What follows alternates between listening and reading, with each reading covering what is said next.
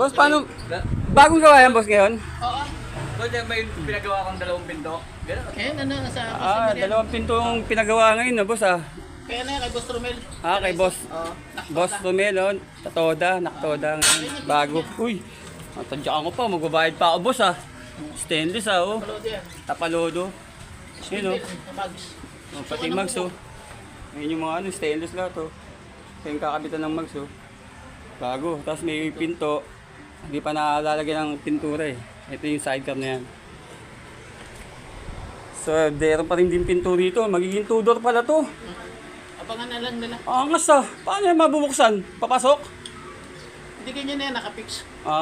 2-door lang. Oh, 2 Pero door isa lang. fixed. One door. Oo. 1 door fixed. Isa hindi. Ito, oh. Ngayon, likod nyo, oh. Ganda yari nito. Lower din dating nito. Grabe.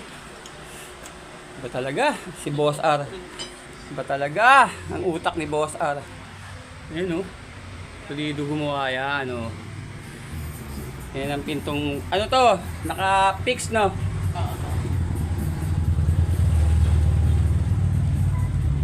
Yan, oh. So magpagawa na kayo, double door yan, oh. Kay Boss R yan. Ayan si Boss R, oh. Very good, Boss R. Madanan mo yun, oh. Isa, oh. Ito yung mga gawa lahat, oh. Si Boss R, oh. Ayan, oh. Yan. Ito rin niya, sabi mo. 89, yan, oh. Mga gawa ni Boss yan. 2 door din yan. Tsaka yan, oh. With sound. Oh. Yun, oh. Sabay ako sa ito. May ampere rin yan, oh.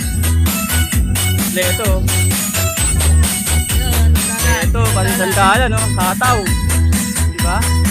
Patok. Atot yan, patok. Boss Arena. Okay na.